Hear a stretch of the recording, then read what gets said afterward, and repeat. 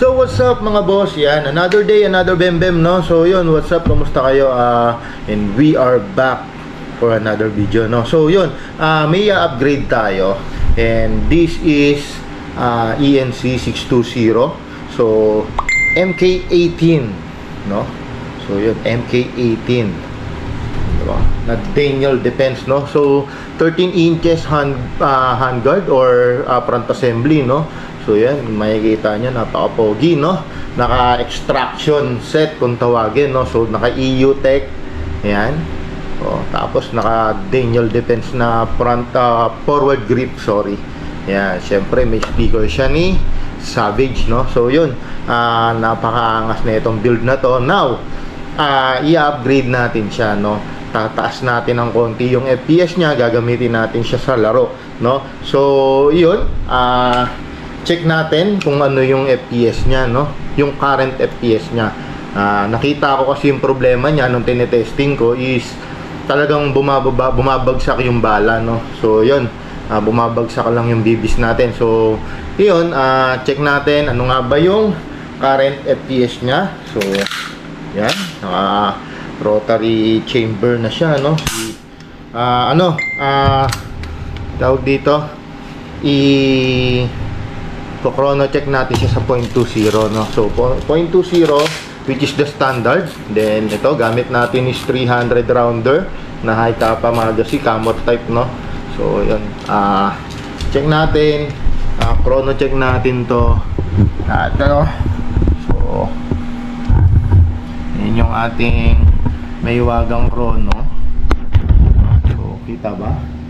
Yan, diyan natin to chrono check, no? So yun, Daniel Defense 620 MK18 firing. Wala. Yun. So 414,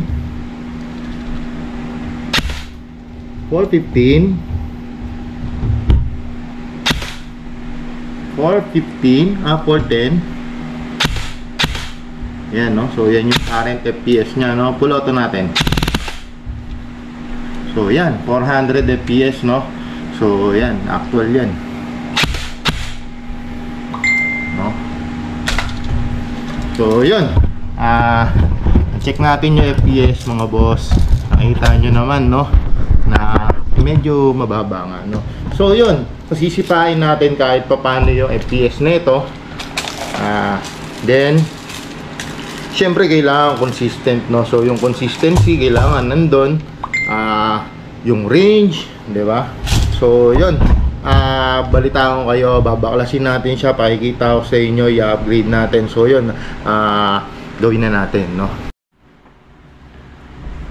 So what's up mga boss, and we are back for another video, no? So ito yung ating i-upgrade na MK18, no, na 13 inches, no? So yun, umpisa na natin, upgrade natin. Ito yung kinrono natin na 400 FPS, no?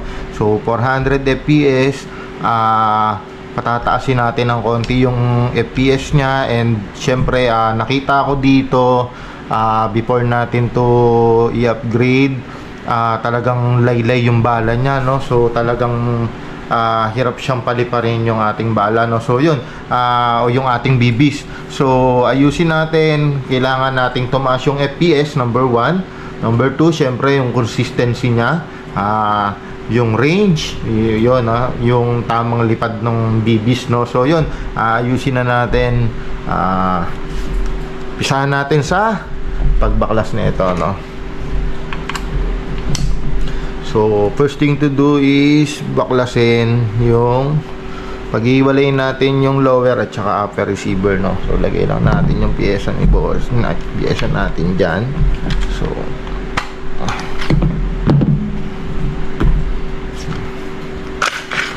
uy, bala pa.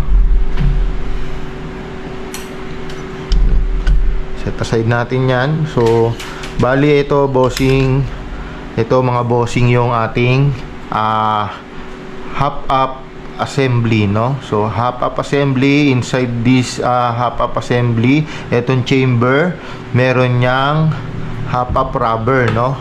May half-up rubber and tensioner, no? So papalitan din natin 'yan, no. Yung kasi yung ng lipad ng bibis natin. Tong inner barrel hindi na natin kailangan palitan. Yan, hindi na natin yan papalitan, yung stock na yan, no. So yun yung request, no. So yan, set aside muna natin yon, madali lang naman yon.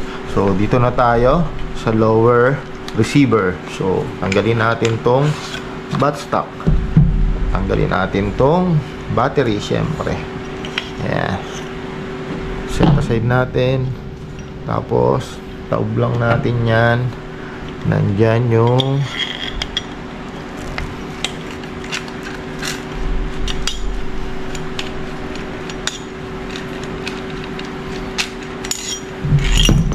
so yun, ito yung nagdudugtong sa ating receiver at saka buffer tube. Set aside din natin, mahuhugot nyo na tong buffer tube natin, no? Unat lang natin tong cable. So ito yung Tamiya plug, no? So dyan kinakabit yung battery natin. Oops. Tapos butterfly swivel o 2-point swivel, no? Tapos yan. Yan na. Dito naman access naman natin yung motor, no? Yung motor is nasa loob ng grip.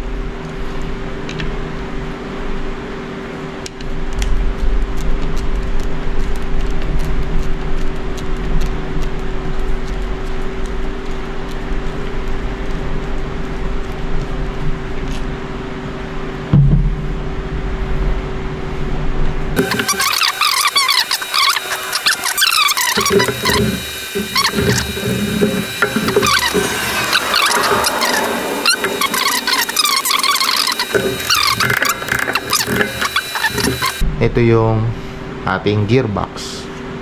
So yan, tawag dyan gearbox, no? So yan. So magbo-bore up tayo, no? Tanggalin natin yung spring. Napakalambot ng spring guide. So ito na yung gearbox, no? Yan, upgraded gearbox na to, no? So yan, pinalitan na natin ng cylinder body, cylinder head, piston body, and air seal nozzle, no?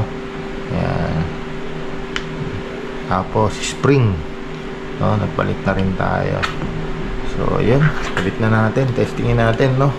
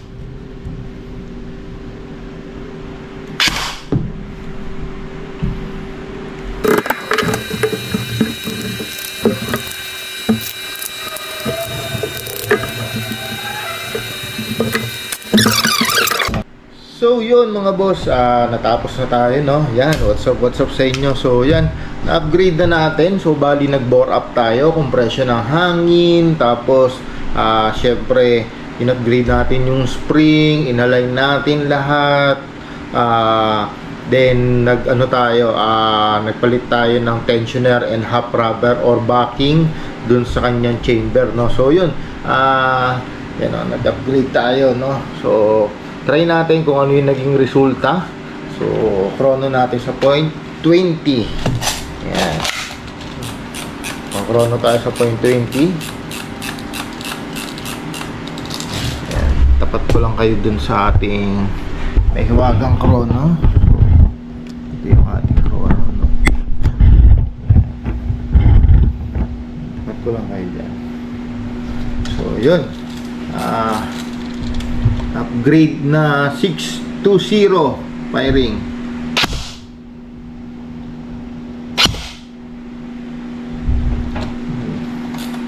Grabe, no?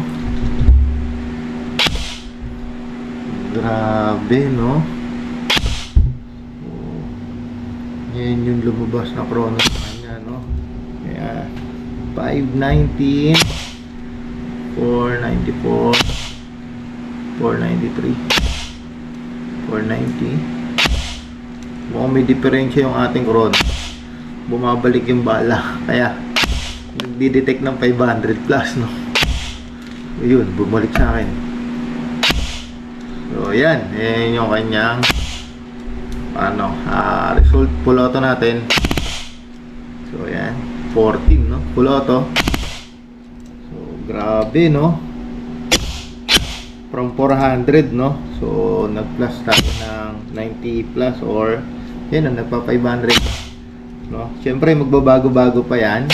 Okay? Lalapat pa yan, eh. So, yun. No? Grabe naman. Full auto ulit. So, kung makikita nyo, consistent, no? Lumalaro lang siya sa mga ganong numero, no?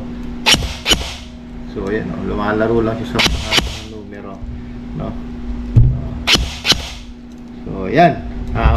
Maraming salamat mga bossing ko, no? So, balik natin dito. Balik tayo dito. Yan. So, yun. Ginawa natin dito is nag-bore up tayo, no? So, nag-compress tayo ng hangin. Bakit pinalaro ko lang sa ganong FPS? Siyempre, control lang tayo kasi baka mamaya dun sa field na lalaruan is puro full auto, manggigil, di ba? So, pag masyadong malakas, tag dito, baka naman madurog yung gearbox natin, no? So, nilaro lang natin dun sa yung okay, yung swabe lang, di ba?